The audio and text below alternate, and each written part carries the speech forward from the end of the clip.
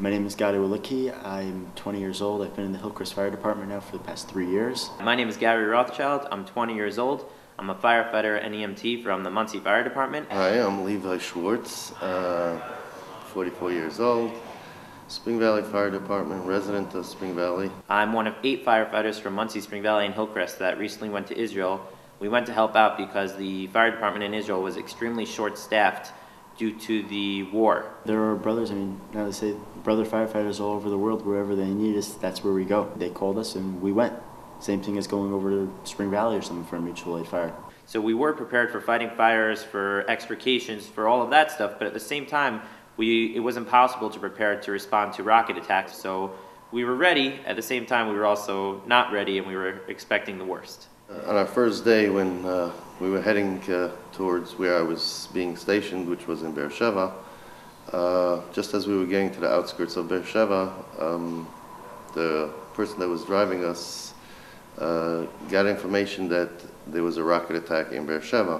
One of the rockets that landed was about 150 to 200 feet away from our firehouse. We heard the siren go off, we heard the explosion, heard that it was really close. Right when we walk out the door, we see the smoke going up right on the other side of the building across the street.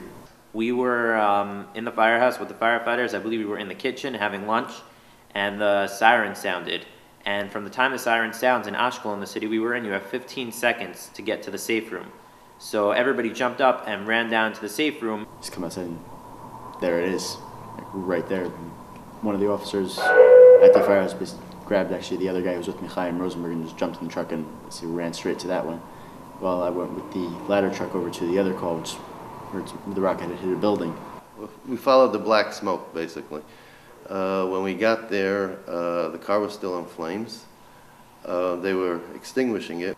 We went into the safe room and we heard the big boom, and right away, unlike the rest of the people in the area who have to stay in the safe rooms for a few more minutes, we had to run right back out because that's our job. And we ran outside to immediately begin rescue, and when we got there, we had seen that, thank God, it had hit in the ground right next to our firehouse. It was more of a shock at first, and then the initial shock wears off really fast, just a matter of a couple seconds, and then just you go and you do what you have to do to help out whoever it is who's there. The adrenaline rush was bigger than any adrenaline rush I've ever had in my life. When you know that people were just struck by terrorism and are waiting for you to pull them out of what they've been struck by is a little bit different than pulling them out of a burning building.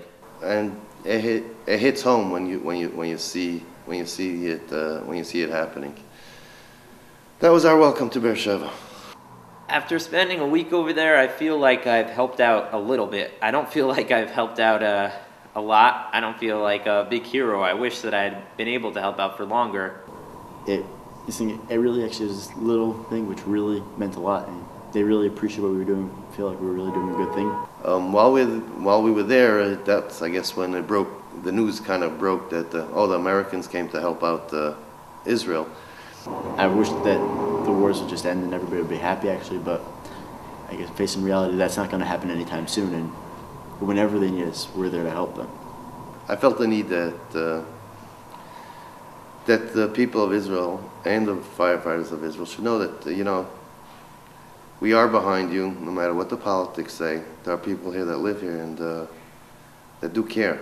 And it became a big media thing about us there. But I do feel like I've made a little bit of a difference rather than just sitting on my couch and watching the events on TV. I actually went to the war zone and I did help with rescues and fires, and again, I feel like I made a difference.